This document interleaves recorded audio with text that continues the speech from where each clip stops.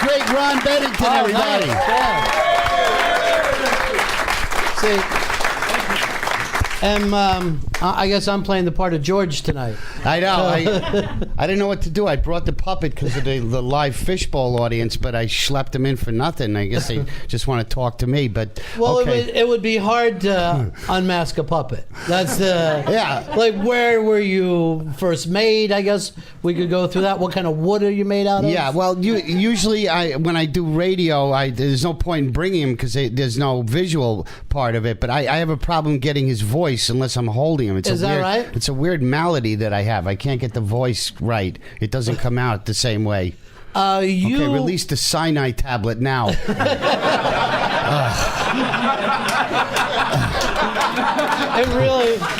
It really does feel. This room does have the look. Yeah, of last moments. Well, this is the jury, and they're the witnesses to prove that this is not cruel and unusual punishment. You were a guy who wanted to do this exactly what you were doing since you were a kid, though, right? I mean, yeah. Well, I used to watch Paul Winchell and Jerry Mahoney on TV, sure. and that warped my mind. I had to know how these puppets worked. I was very interested in the mechanics of these things. So I bought a dummy at a magic store in Times Square called Louis Tannen's. So I got my first dummy there. It was $350. It took me a while to save up for it. Before that, I was working with a plastic Jerry Mahoney doll that anybody could buy. They sell them on the internet now. But that's what I was fed by comedians and old monster movies as a kid. But the ventriloquist thing, I was able. That's what I wanted to do. But working with plastic was enough. You needed wood to do it properly. Yeah, I mean the plastic ones just move the mouth. Right. Yeah, the wooden ones move the eyebrows and the eyes closed and everything like that. So this was like almost an obsession as a kid. Yeah, completely. Yeah. Yeah. Yeah.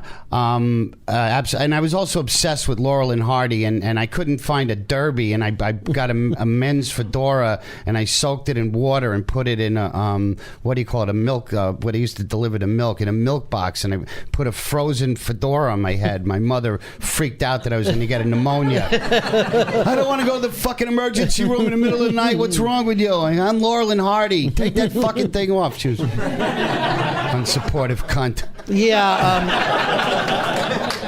By the way, that's the first time that's ever been said on the show. No one's ever said that about their mom. And all the Unmasked we've done, you know.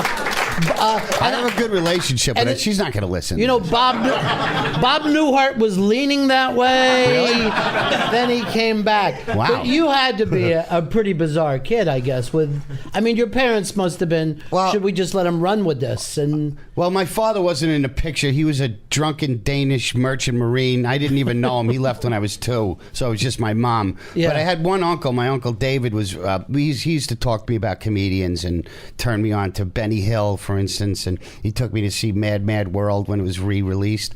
So I had one uncle that supported me. He used to tell me to go for it, but everybody else in the family was fear-based. Don't try show business. We have something to fall back on. Finish high school, shit like that. All that crazy advice. Yeah, we give children practical stuff. It was practical stuff, but I was getting paid from the time I was 14. I've never held a day job, so I've achieved what I wanted. It is fascinating that you've never held a day job, and I guess almost at the time that you start working like this and figuring it out, you're like, I'll do shows. I'm not going to do this at home. You know? Well, I started on the ferry boats, doing the Manhattan to Staten Island trip and do a show there. I wasn't dirty then, so I could perform for anybody.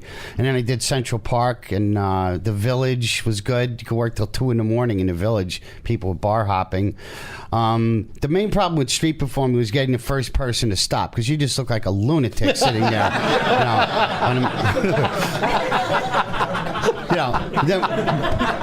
Seriously, I'd never thought of that concept. Yeah. But you have to start performing before the audience gets there. Yeah, it's weird. Yeah. Like the magicians that I worked with used to just wave a handkerchief or do some hard sleight of hand, and the crowd would stop. And then the problem was getting rid of the crowd, because they would want to stay for a show after show. Yeah. That's why I didn't like Washington Square Park. They would stay all day. But usually when you would bring the hat out, the cheaper ones would leave immediately. and then anytime the cops chased me, I would get my best collections because I looked pathetic, putting the dummy away, the sad kid. So I would make a great collection if the cop, every time the cop chased me, I'd make like $100. I'm thinking at the time that you're doing this, you're a kid, and you're working in like the worst crime era of New York City at the same time. So I didn't think about it, but I always had people looking after me. Yeah, I was always in busy areas. I knew where you don't go on dark streets. I was either in Times Square or Central Park. There'd be a lot of people around. I was pretty street smart. And you got to be street smart to be a street performer. I mean, that's got to be the smartest guy out there because you're looking to also make a buck the whole time. What kind of money were you making as a kid? I was making like $100 to $300 a day. I gave most of it to my mom because I had no use for cash then. And the one rule we had was we wouldn't spend any money that was over like an hour old. So if we wanted a meal or go to a movie or something, we would just do a show right in front of the restaurant or in front of the movie theater. It was cool. We wouldn't spend any old money. That is amazing. Yeah. Like, hey, that movie looks good. Let me get George out. Yeah. And, it felt like I got it for free. Yeah, that's amazing. Yeah, it was awesome. It was good days. So you do, so it almost was like at a young age, you didn't really value that money that much because it just kind of came and went. You gave it away. The money, it was just to be out there every day with my friends. I hung around with a lot of magicians. I also was friends with Philippe Petit, the guy who walked the Twin Towers. He was a street artist, too. He used to draw a chalk circle on the sidewalk, and then he would ride a unicycle around and juggle bowling pins, and the crowd would, be around the perimeter of the circle. And anytime a cop would come to chase him, he would just jump into the audience, and then the cop would break through to the center of the circle, and there'd be nobody there, and the crowd would just be not ratting him out. It was hysterical. It'd be like a silent movie. Yeah, it was awesome. Well, he was kind of like a silent movie guy too. Like that documentary that they did was just so beautiful on him. Yeah, it's incredible what he did with the Twin Towers stunt. I don't know how he did that. But did you know that was going to even happen before? No, I met him after he had done it. He had been arrested, and then he had to do a free show. I think in Grand Central Station or something. He walked, one of the tightrope there, and then he turned down a job with Ringling Brothers, and he liked doing the street shows. And for you, that was, you weren't looking further ahead than street shows. You were just like, this is great, this is what I want to do. Yeah, I knew it would come to an end at some point because the winters, you couldn't do anything in the winter except on the ferry boats, and those people were getting tired of me. And then I went out to California at one point. I was misinformed that street performing was encouraged out there, and I went out with this magician, this black dude named Chris Capehart, and he got arrested like within an hour of us getting there for what do you call panhandling. So I was misinformed. It was in San Francisco Fisherman Wharf. Right. Wharf is where they like the street acts, not in downtown Los Angeles. So we came back to New York. So I knew that it was going to come to an end. Then went to the showcase clubs after that, like the Improv and places like that. But did you think to yourself, I want to be in show business, or did you think I'm already in show business when you were street performing? Well, yeah, back then I thought that was the greatest thing in the world. Yeah. But, show business really is movies and television and records. There's degrees of success. If I compare myself to Jim Carrey, I'm a loser. But if I compare myself to other people that have come and gone and packed it in and don't do it anymore, I'm successful. Oh, absolutely. There's a few things that I think make you an absolute success. Number one is that you've done it all yourself, you're self-taught, and like you said, you'd never walk backwards. The other thing that's different from you than a lot of people that do your craft is that you have huge respect and love for you from your peers, and I'm talking about your comedy peers, where people think that you're just amazing. Oh, well, yeah, comics like me, but they don't buy tickets, so who gives a shit, Yeah. So much for that. That means shit to you. Yeah. I guess it's kind of cool. I guess. It's actually, it's phenomenal because a lot of people who do what you do, when they went into the clubs, they were immediately disliked by stand-up comics. Yeah, any prop act was immediately, you're a boat act, you're a hack or whatever. Any prop acts, guitar acts, impressionists will look down, by the Seinfeld type guys. They just think a pure monologist is the greatest thing in the world. I really can't stand stand-up comedians for the most part. I think they're just lazy and self-centered. Yeah, no one's ever going to fight that. Yeah, no one would possibly disagree. But even when you were out on the streets, you were kind of brushing elbows with some famous people. Being here in New York, working in the Broadway area, there was a lot of people. Well, the greatest was John Lennon. John Lennon hung around with me and gave me $2, and everybody goes, "Well, did you save it?" It's like, I didn't know the guy was going to get killed. He was always there. You should have saved the $2. Right, here they are. Whatever. He was always in the park. But that one time he stopped, and then later on, after he was dead, and I read his biography, I felt good that I made him laugh during a troubled time in his life. He was kind of troubled in the mid-70s. I guess he was a heroin or whatnot. But is that one of the things where you're like, okay, John Lennon just stopped by, I'm on the right track? Oh, yeah. I mean, I thought shit like that was going to happen all the time. It was amazing. Yeah, it was so cool. He was really nice. He said, make sure the dummy gets at least $1.50. He was funny. He was funny. The Beatles were always funny guys. Well, he always made sure Ringo got paid. Right on. But that to me, that time that you were doing that, it was one of the most amazing times in New York, because at one point the city was in real trouble. Yeah. And at other point, people like John Lennon were walking around, and there was great art being made. There was a great energy. Yeah, I mean, I didn't think of the city as being really dangerous. I mean, it was dangerous, but I just figured, I didn't know it was going to get better, so I had nothing to compare it to. You just knew, to avoid certain neighborhoods, Like most in those days. Yeah. Most places you didn't go. Yeah, very true. I always had a milk crate. If somebody fucked me, I could always smash him in the face with the milk crate. I needed that to put my foot on. Did you ever have any of those kind of troubles where somebody tried to steal your hat or? Yeah, I got George was stabbed in Central Park. Yeah, it's so weird. I didn't read about that in the paper, but yeah. Now, who stabbed him? A Puerto Rican. What do you think? It's kind of a cliche, but yeah. Everyone enjoyed that moment before we edit it out. Okay. So he was of Hispanic descent. Oh, that's. I know, because the scent was coming in my direction. But I still have a scar. I still have the scar here from that.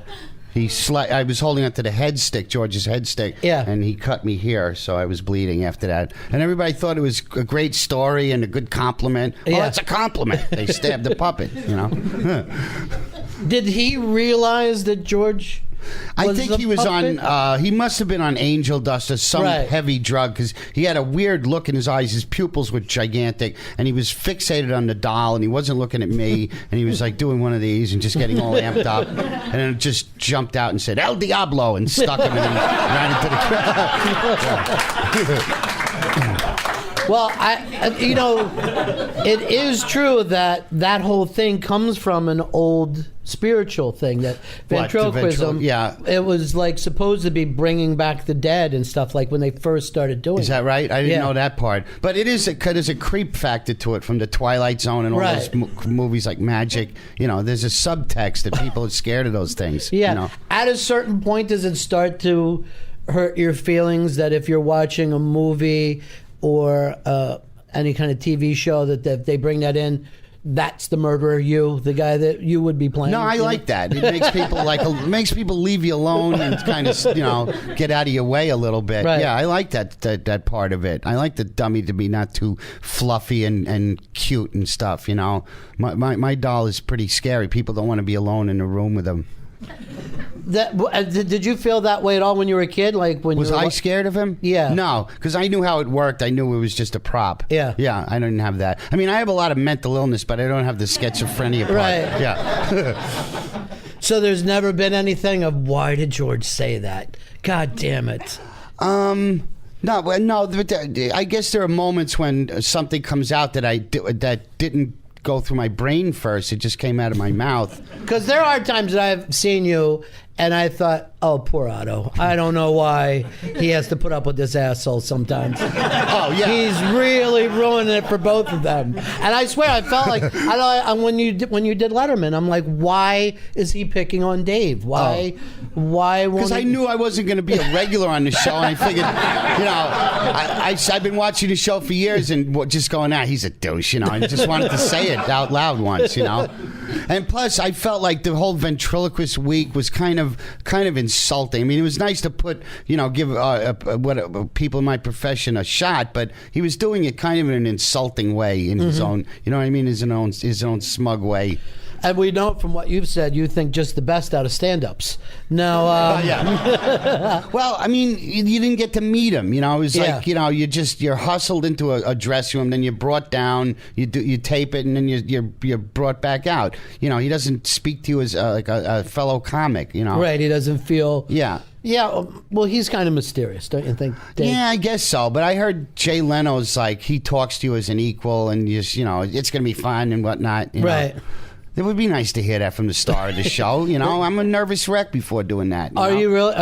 Letterman, I was nervous, sure. Yeah. But all these years you've been performing since you were a kid, I think it would be. Well, A, I had to work clean, and B, even though it's taped, it's still whatever they get on tape is what they're going to air. And if I bomb or I suck or I forget a joke, that's what they're going to show.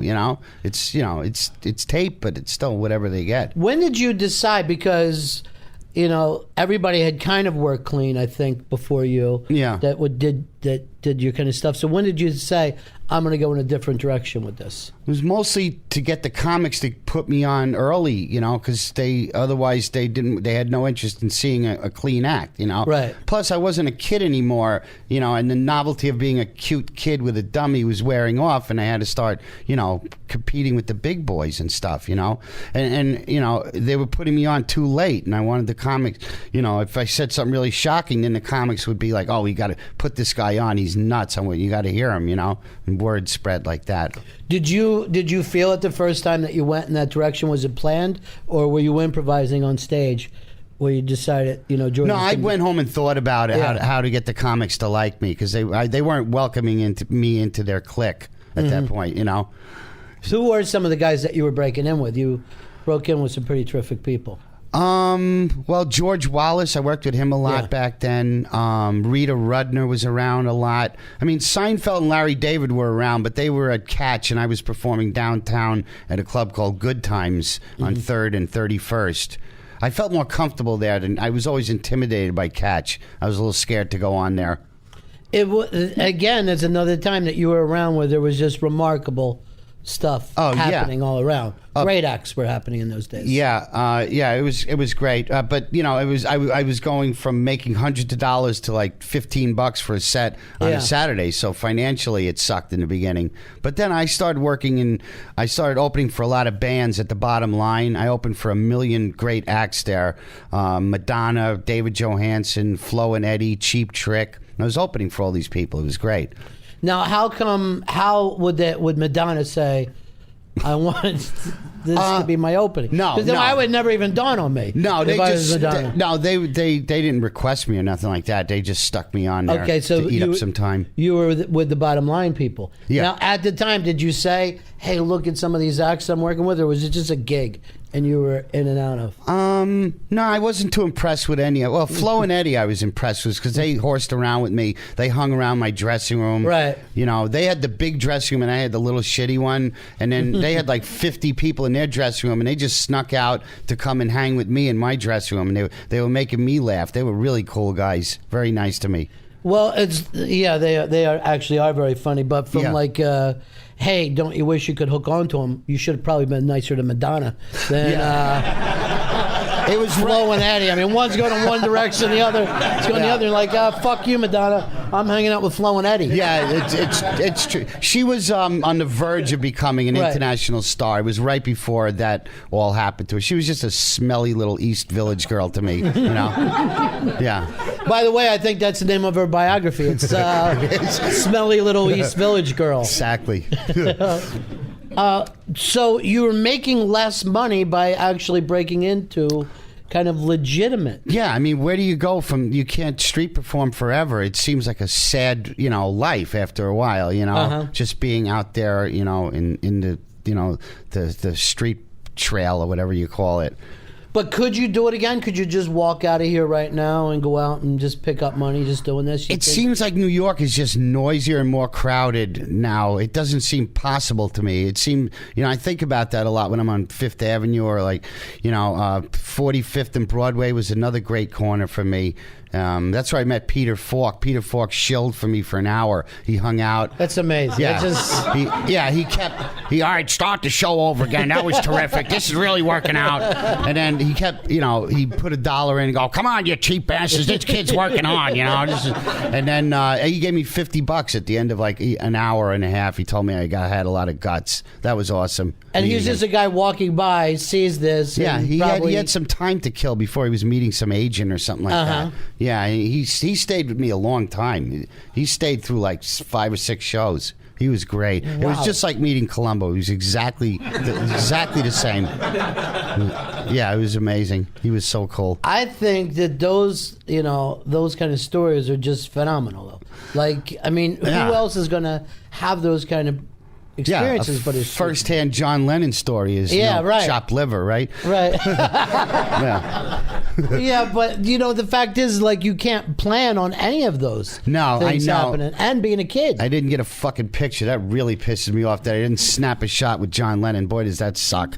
I still get upset when I think about that. You really look on the bright side of things, don't you? Yeah. I know. You can't unscramble eggs. Yeah.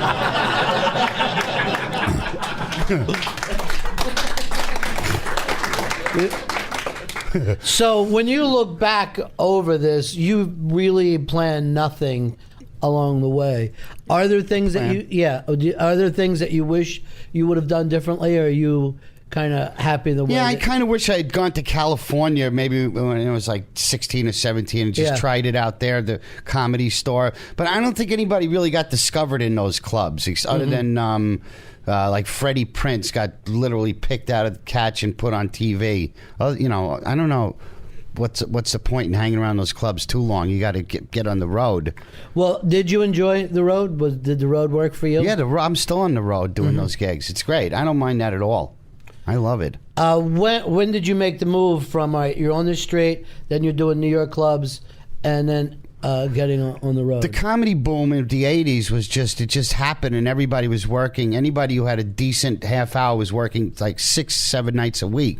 If you went to the Improv and just sat at the bar, you'd wind up going to a gig. Somebody would cancel or be late, and they would you'd be in a car on the way to a gig. It was the work was plentiful then. Plentiful. It was amazing. Yeah. Yeah.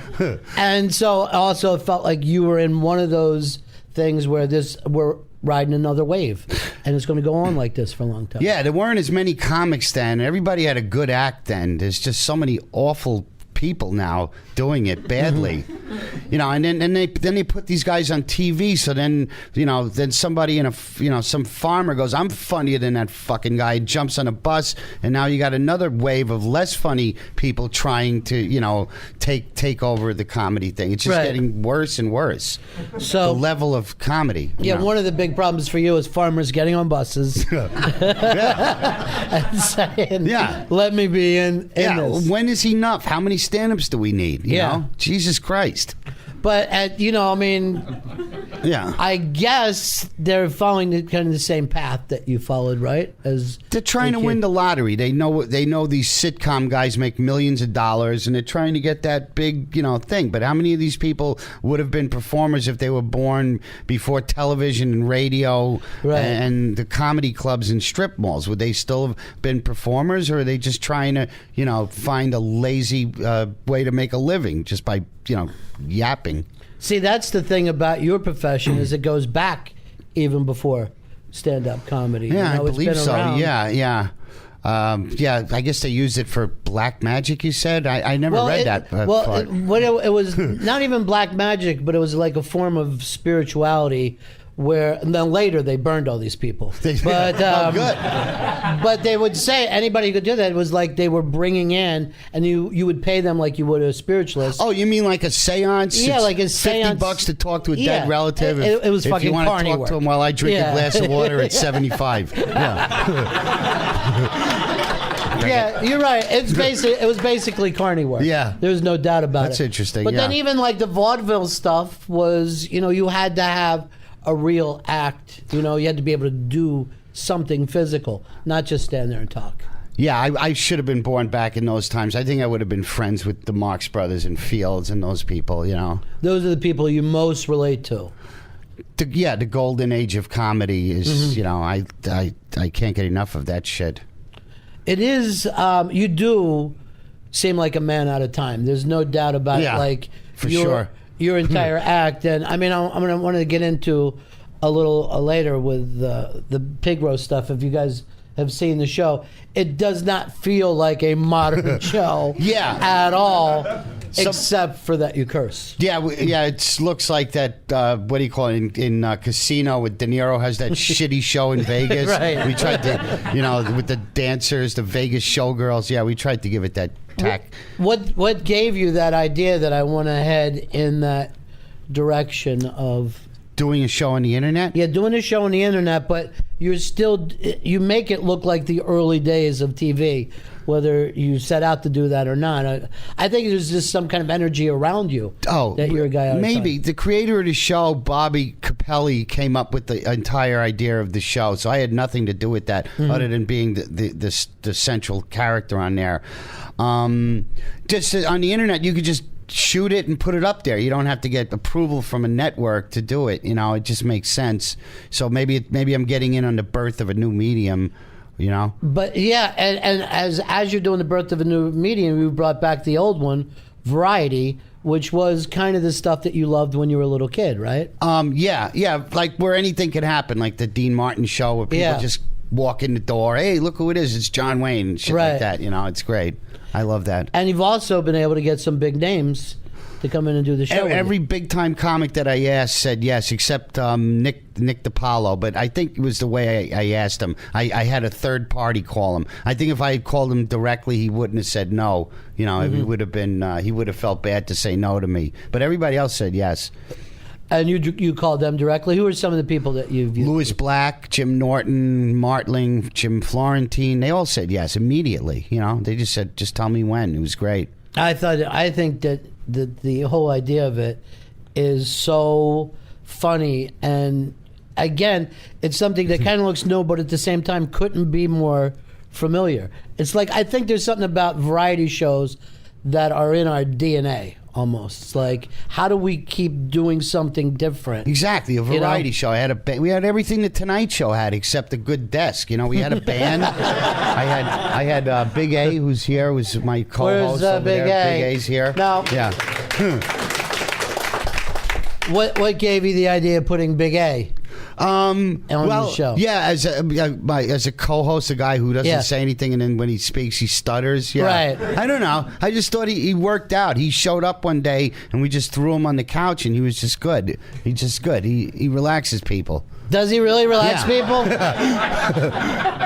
I don't know. If I sat next to him in the bus, I don't know how relaxed I would feel. Yeah. He's a big wet sponge in the summer, too. When you squeeze him, you get... Yeah. Yeah, I'm not going to do that. I'm not going to squeeze Big A at all. But that could be one of the new bits that you do, have people come in and squeeze Big A. Now, the guests, when they come in to do the pig roast, do they know what you have planned for them, or well, because we weren't paying anybody, we tried to get them in and out as quickly as possible, and then gave them the option, if they want to hang out, they're welcome to. But I wanted word to get out that you're in and out. We interview you, and then we shoot the closing credits where everybody's milling around on stage like Saturday Night Live, at the end, the end credit thing. So we did that on purpose to get people in and out, so it would be painless. And so first season is done, right? Yeah. We wound up doing about 15 shows of it. Now we're trying to do a second season. I want to do it in Vegas. There's so much talent to pull from out there. I feel like I've pretty much used up everybody in the New York area that I know anyway. Right. You know. I was 90% of the acts came through me. They brought a couple of those oddballs like the Fire Eaters and stuff. Right. But I got all the big time comics to come on. But you feel comfortable around the Fire Eaters as well. That kind of stuff is the Carney. Yeah, I know. the Carney stuff for you Love works. that shit. Yeah. Which again is Penn and Teller, of course, huge fans of yours, and they're the same way. They love that same era that you're crazy about. Yeah, they like me, but Penn I find very hard to talk to. Every time I try, like he was talking about how he couldn't stand Peter Sellers, and I was like, really? Could you explain that to me? You didn't like, the Pink Panther was seen in every country, so everybody in the world is wrong and you're right. He goes, I go, what about Doctor Strange? No, I didn't like it. The book was right. It's like just one of those guys where everything he says is like the truth, and he's big and opinionated. You know what I mean? He's like, everybody's afraid to have an opinion around him because he's a famous guy or whatever. I was trying to argue with him, sticking up. I felt good. I stuck up for Peter Sellers, Sure. Yeah. Because Peter Sellers can do your career so good right now. Yeah, it's true. It's true. Angela can't. Yeah. Good point. I'm stupid. Yeah. Is there a bridge that you wouldn't burn? Do you enjoy, like, hey, here's this bridge burning. I'm on the wrong side of it. No, I didn't think of it as burning a bridge. Because I can tell you that he only speaks very well of you. Yeah. He thinks you're terrific. Well, when I see him in Vegas, you brought backstage to the dressing room. I mean, it treated me great. They get me free seats, and then you brought to the dressing room, and then, like, they don't talk to you, and I was getting nervous. I go, I was trying to keep the conversation going, and nothing. They're eating. They're sitting there with these dead eyes, and they're eating their after show snack, and I'm trying to talk, and all right, are we done here? Why the fuck am I here? Am I not as famous as them, so they're not going to engage me? In a conversation. All this paranoia kicked in. You do run some of that where it's very important for you to think that everybody's on the same level, right? No, I don't know. I mean, it just seemed like, why make sure I'm brought backstage if you're not going to talk to me? I didn't ask to come back. I've already met them. I know them both. But they, the girl after the show was over came over to me and said, "You're Otto? Okay, follow me. Come back to they call it the monkey room. That's their dressing room and whatnot." Mm-hmm. And then they didn't fucking talk to me. It was weird. Letterman didn't talk enough to you. Penn and Teller don't talk enough to you. I'm sure you got some Obama opinions because he hasn't called you lately. I mean, I but you would expect him to be wide open, like John Lennon was. Why would he care what I think? I'm a harmless puppeteer. Is that wrong to want a conversation when I'm in? Well, I wasn't there for it, but I thought maybe they just did their show. They were exhausted. They were having a little something to eat. A lot of times when performers are talking a lot, as soon as they're done, I kind of understand energy that. drops. Then why bring me backstage? Why just say they're going home? They're tired tonight or something. You know? I mean, if somebody's in my dressing room, I feel obliged to keep it. Keep the conversation going. Keep it going. Something. Yeah. What, are you going to sit there in dead silence and not say anything? It's weird. I know I'm an odd person, but that just seemed weird. Now, you have worked with all kinds of people coming up too. I mean, just about everybody that's come through New York you've worked with at one time or another. I used to work with Eddie Murphy back right before Saturday Night Live. He was cool. We used to meet in Flushing, Queens on 71st and Continental, and we'd meet there and take the bus to a club called the Rainy Night House in I think it was Kew Gardens, Queens. And then when we would drive to a gig, Eddie's thing was he would always fall asleep when we got to a toll, so he wouldn't have to chip in money. Sure. But he would do it funny. He would snore loudly with his head back. But then he used to say, "I'm going to be a millionaire by the time I'm 21." He would say it every time I was with him. Before they even had that positive thought shit. Right. But he thought shit. Yeah. But he did. He did pull it off. He was a millionaire by the time he was 21, and I remember that. He would always say it. And then he would spend a lot of time working on his hair in the car. He would do that picking and patting thing. Yeah. He did a lot of that. Yeah. What did you do to ruin that relationship? How did you... Eddie, you're never going to make it, and you're dog shit. I'll see you later. If Eddie saw me now, he'd remember me. Oh, I'm sure. No, nothing. He went on to movies, and I was doing fucking ground rounds for $75 in New Jersey. Yeah. Who do you consider like your class of guys that you came up with? That like everybody that normally breaks into comedy, there's certain guys that they kind of start it with that they feel like, you know. A couple of them are no longer here. My friend Bob Woods, who I think is one of the funniest people. Did you know Woods? Yeah, I knew Woods from when he came down into Florida. Yeah, he was amazing. Well, he was a great impressionist. Yeah. And there's just jet white kind of hair. Yeah. Kind of looked like a bigger Captain Kangaroo. Yeah, exactly. It was like knowing Gleason. He was like our Gleason. Yeah, he was. He He did have a real great Gleason thing. Yeah. And here was the great thing about him, and he should be one of the guys that's remembered. Yeah. Whenever there was comedians that would come into a club, they would find out that there was no open bar because Bobby Woods was there the week before. Yeah. He would drain true. them. That's true. He was one of the finest drinkers. Oh my God! You'd ever want to meet. Away. You had to make a will out if you were going out drinking with him. Yeah, serious lush. He was funny though. And that was one of the guys that you started with. Oh, did a billion gigs with Woods. Yeah. But I mean, we were both the closing act, so we weren't a lot of times on the same bill. But we would meet after the show at my friend Chips. He was Don Ippolito then. Now he's known as Chips Cooney, and his house was like Party Central. After the gig, we'd all meet up there. So the fun was after the show stuff, right. the ride back. It was never about the gig. You know, the gig would be the last thing we talked about. So it was never about the performance, but now the show's over. We have money. Let's party. Exactly. It was the 80s. Everybody had a sack of Coke on them, and everybody was partying around the clock. You know. And you enjoyed that as much as anybody else. Yeah. Yeah, too much. Now, at what point do you find out? Because we all do find out that's too much.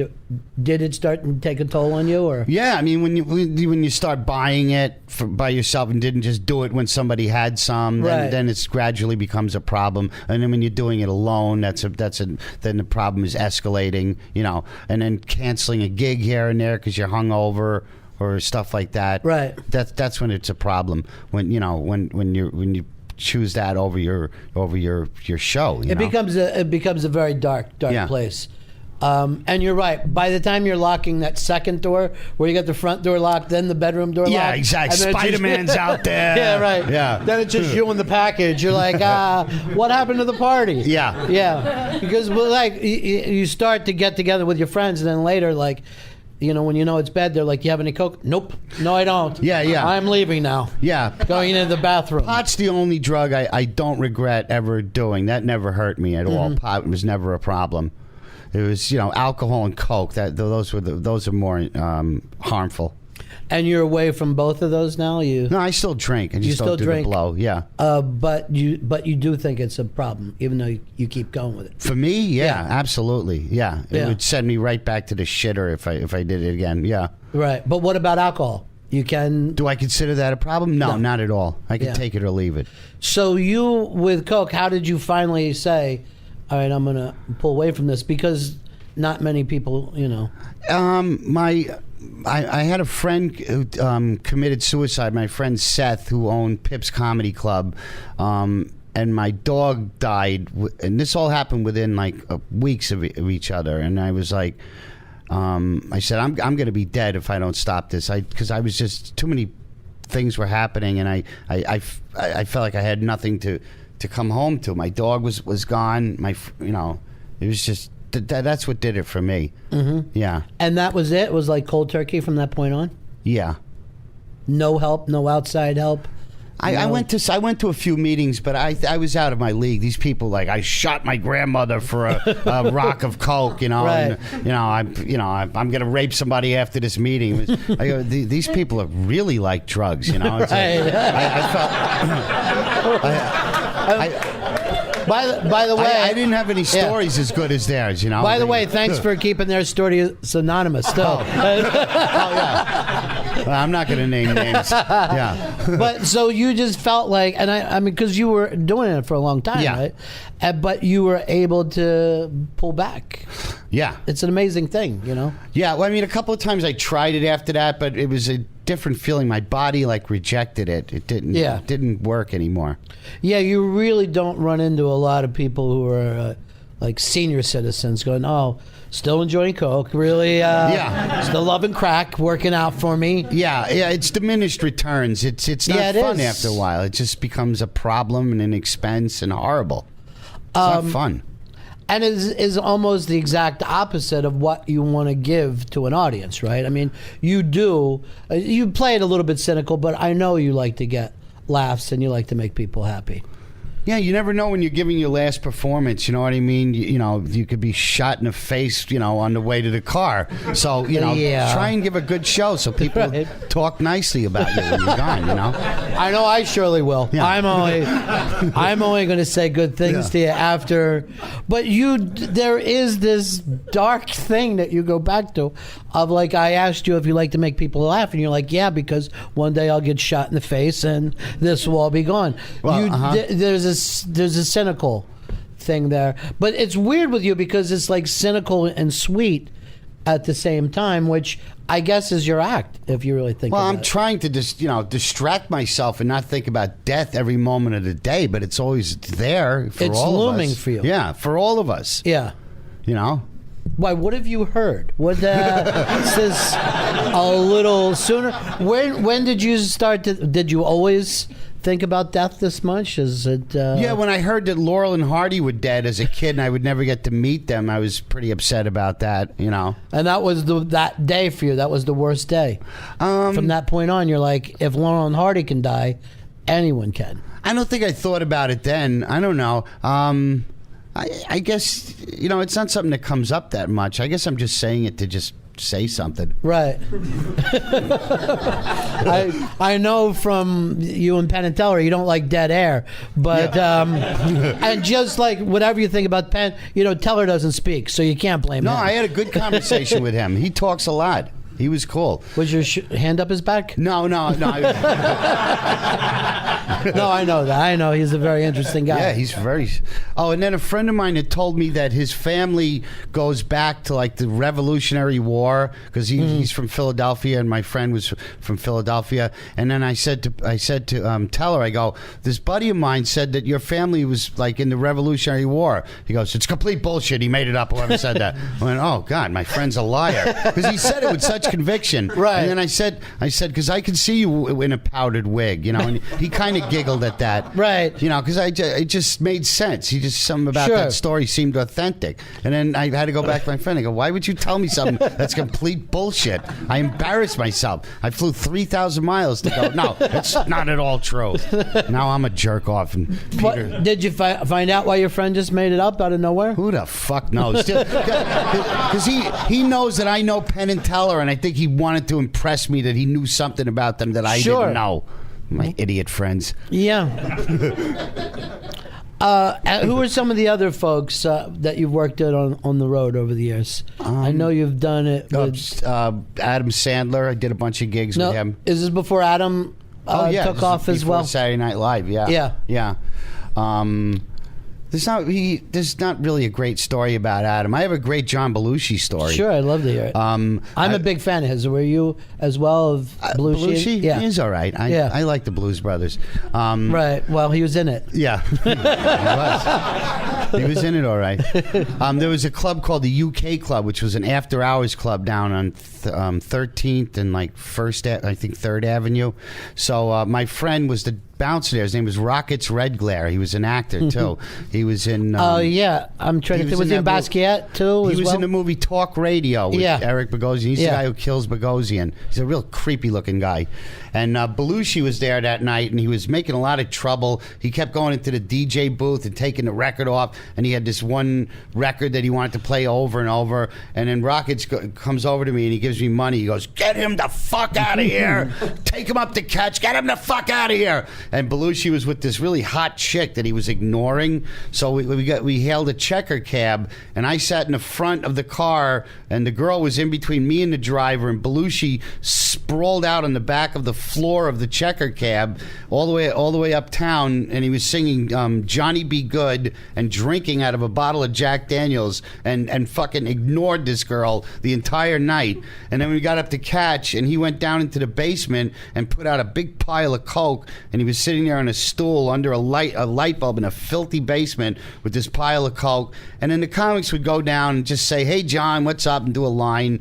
And then he stayed there. Like at the end of the night, I closed up with the bartender, and he was still sitting there sweating and staring at this pile of coke. It was like, but I said, this is going to be my Belushi story. I was like, I'm going to remember everything that happened, because I knew I'd probably never see him again alive anyway. So that was kind of sad seeing him sitting there with that. How long was that before he passed away? He had already, before he died? Yeah. Well, he'd already done a couple of movies, so it was probably a year or two before. Yeah. So he was a mess. I can't believe the number of people that you've bumped into in your life, and all of it strange. Yeah, you know what I mean? There's never just like a normal story. All these stories are insane. Yeah. Another time when I was street performing, every time Yul Brynner was doing King and I at the What? Okay. At the Minskoff Theater on 46th and Broadway, he was doing a revival of the King and I, and then I'd be in the middle of a show, and a limo would pull up, and fucking Westworld would jump out and bust up my audience. You know, everybody go, "Oh fuck, it's the guy from the Magnificent Seven, holy shit," and ruined my fucking show. And then one time he caught me between shows, and I was just counting my change, and he came over to me, and he was like, "Yeah, I'm sorry, I busted up your tip. Would you like to come to a rehearsal?" So I got to see him rehearse at the King and I, but I only knew him from Westworld. I love that movie. Yeah, he did a few other movies besides that as well. But these are crazy stories. Have you ever thought about writing them down, or is not? Yeah, I'm definitely gonna write my story in a bunch of chapters. I think I have some good stories. Yeah, you've got some good fucking stories. You've got some crazy ass stories. You definitely do. Yeah, I mean, you think I can get a publisher? Yeah. Really? Why couldn't you get a publisher? I don't know. I always think I'm not famous enough. I guess, I mean, if I shoot the president, I'll be more famous, right? Don't even say that. Don't even say that at all. I don't want to be on CNN later going, I don't know, he told me all these crazy stories. I should have figured he was going to do something weird. No, I definitely think that your story needs to be told, particularly since, like I said, very few people do what you do in the way that you do it, and you're completely self-taught. Well, a lot of times, Well, a lot of times when I do these radio shows, they're always trying to egg me on to say something bad about Jeff Dunham, who's the obvious big guy in my field. And I think he's great. You know, he doesn't do what I do, but he doesn't have one definable character like I do. He has like a whole. He's more of like Jim Henson. He's got all these characters. You know. Yeah, you know what? If I was to be totally honest, I wouldn't be comparing with what you do to other people do, because I do think it's absolutely unique. And I think the thing is, it's not even about jokes, but when you and George are together, it's hard not to see two people. And I know that's almost ridiculous to say, but the personalities go in such different places that it's beyond what I think of as jokes. Oh, thanks. Well, All in the Family was a big influence on me. The dynamic between Rob Reiner and Carol O'Connor. I'm the Rob Reiner half, and George is the racist, sexist, homophobic, angry, doll, Yeah. But if there isn't somebody, fighting for the cause of good, then he's just an evil character up there alone, Yeah, it would be kind of interesting. You should just both do the same lines. Really? Just, you're right, man. Well, that women. That would be a small clan meeting. Yeah. But yeah, I mean, I always think that one of the things about this is like sometimes when Otto gets into it, your face is just like so pained, like, oh, dude. That it just slays me. Because I attack the audience a lot, so I figure if I'm attacked as much as them, then it doesn't look like I'm victimizing a customer in the audience. But during one of my slumps, I wasn't talking a lot as myself, and it would just be George doing like a monologue. And I met Al Lewis, Grandpa Munster, told me, he goes, there's no you up on stage. Why are you even there? He goes, without conflict, there's no comedy. And I said, what do you mean by that? He goes, well, why are you up there? You're not talking at all. It's just a puppet. So that reminded me of what the act used to be. I guess I was in a bad rut. I was just phoning it in, That which can happen when you get an act that works. It's definitely, like, I was phoning it in. But when a guy like Grandpa Munster, who's done everything in show business, tells you something, you listen. I respect him. It's not just some guy. Yeah, it's Grandpa Munster, so I listen to that. Right, sure. Who's not going to listen to the grandfather of the Munsters? Yeah, he's got a cape. Well, he used to have a comedy club. Yeah, he did. He was a big dude. Yeah, very tall. That fucking Fred Gwynn must have been a huge guy. Because Grandpa was gigantic. He was very tall. Right. Holy shit. Yeah. Yeah, Fred Gwynn was 12 and a half feet tall. He was? No, frighteningly tall. Oh, my God. Well, Fred Gwynn also wore the shoes. Yeah. Just so, He spent more time in the Frankenstein makeup than Karloff or anybody else that ever played the monster. Is that right? Yeah. And you love the old monster stuff. You love all that. Yeah, I do. What about do you like any of the new stuff, like with CGI or... Well, I don't like when zombies move real fast. I think that in the zombie world, when a zombie is chasing you, they can't outrun you, but there's just so many of them, and they're going to chew through the wall or scratch through the fucking wall and get to you. Right. But now the zombies move like really fast. I don't understand that, Dude, this is a chapter in the book. Yeah, this is the stuff people need to hear. Yeah, we're almost in zombie weather, too. Wait, I got to stop for a second and try to figure out what zombie weather is. Yeah. There is zombie weather? Well, Halloween, Oh, Halloween, okay. No, because I was thinking, is it fog? Is it mist? Yeah. You love Halloween. Yeah. Yeah.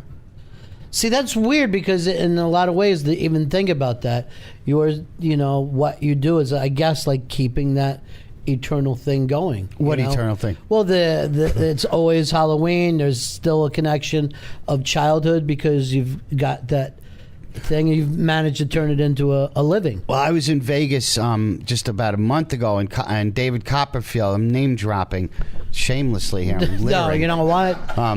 But he's got this museum out in the Nevada desert where he has all the magic and all the ventriloquist stuff, and he's got one of my Georges there, and which is an honor. But it was kind of creepy because I was the only guy in there that was still alive and breathing because he had Charlie McCarthy and Howdy Doody and all these dead motherfuckers, and I was there, and my dummies in the middle of the desert. Right. Yeah. I lost my train of thought.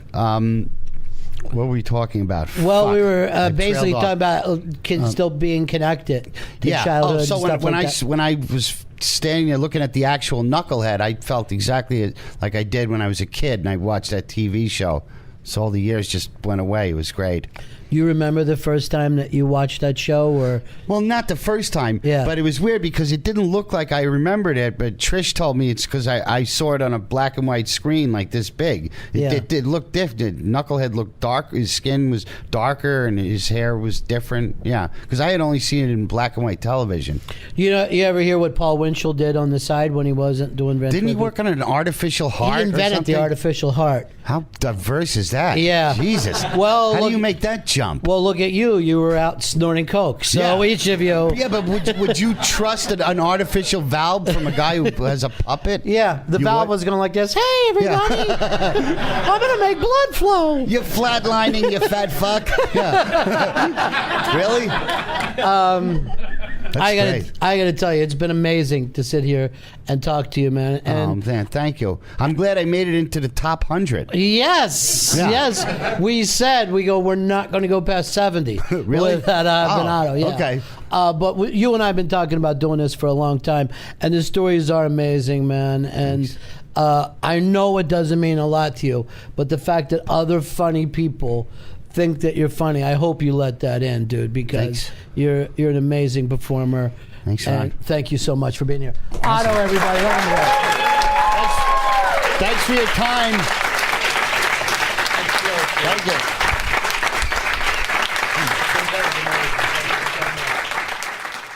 First person to stop because you just look like a lunatic sitting there.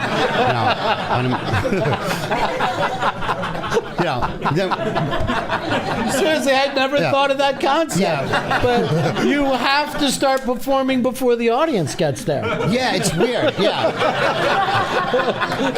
Like the magicians that I worked with used to just wave a handkerchief or do some card sleight of hand, and the crowd would stop. And then the problem was getting rid of the crowd because they would want to stay for show after show. Yeah. That's why I didn't like Washington Square Park. They would stay all day. But usually when you bring the hat out, the cheaper ones would leave immediately. and then anytime the cops chased me, I would get my best collections because I looked pathetic, putting the dummy away, the sad kid. So I would make a great collection if the cop every time the cop chased me, I'd make like $100. I'm thinking at the time that you're doing this, you're a kid, and you're working in like the worst crime era of New York City at the same time. So I didn't think about it, but I always had people looking after me. Yeah, I was always in busy areas. I knew where you don't go on dark streets. I was either in Times Square or Central Park. There'd be a lot of people around. I was pretty street smart. And you got to be street smart to be a street performer. I mean, that's got to be the smartest guy out there because you're looking to also make a buck the whole time. What kind of money were you making as a kid? I was making like $100 to $300 a day. I gave most of it to my mom because I had no use for cash then. And the one rule we had was we wouldn't spend any money that was over like an hour old. So if we wanted a meal or go to a movie or something, we would just do a show right in front of the restaurant or in front of the movie theater. It was cool. We wouldn't spend any old money. That is amazing. Yeah. Like, hey, that movie looks good. Let me get George out. Yeah. And, it felt like I got it for free. Yeah, that's amazing. Yeah, it was awesome. It was good days. So you do. So it almost was like at a young age, you didn't really value that money that much because it just kind of came and went. You gave it away. The money, it was just to be out there every day with my friends. I hung around with a lot of magicians. I also was friends with Philippe Petit, the guy who walked the Twin Towers. He was a street artist, too. He used to draw a chalk circle on the sidewalk, and then he would ride a unicycle around and juggle bowling pins, and the crowd would, be around the perimeter of the circle. And anytime a cop would come to chase him, he would just jump into the audience, and then the cop would break through to the center of the circle, and there'd be nobody there, and the crowd would just be not ratting him out. It was hysterical. It'd be like a silent movie. Yeah, it was awesome.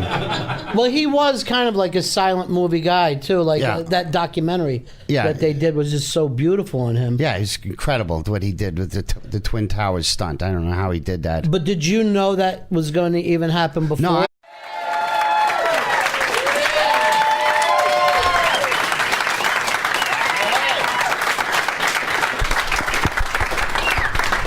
All right.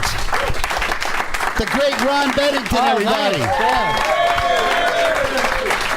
See, and I guess I'm playing the part of George tonight. I know. I didn't know what to do. I brought the puppet because of the live fishbowl audience, but I schlepped them in for nothing. I guess they just want to talk to me. But it would be hard to unmask a puppet. That's the Like, where were you first made? I guess we could go through that. What kind of wood are you made out of? Yeah. Well, usually when I do radio, there's no point in bringing him because there's no visual part of it. But I have a problem getting his voice unless I'm holding him. Is that right? It's a weird malady that I have. I can't get the voice right. It doesn't come out the same way. Okay, release the cyanide tablet now.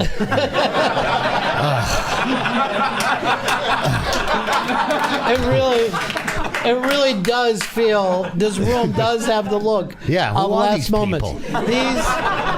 Well, this is the jury, and they're the witnesses to prove that this is not cruel and unusual punishment.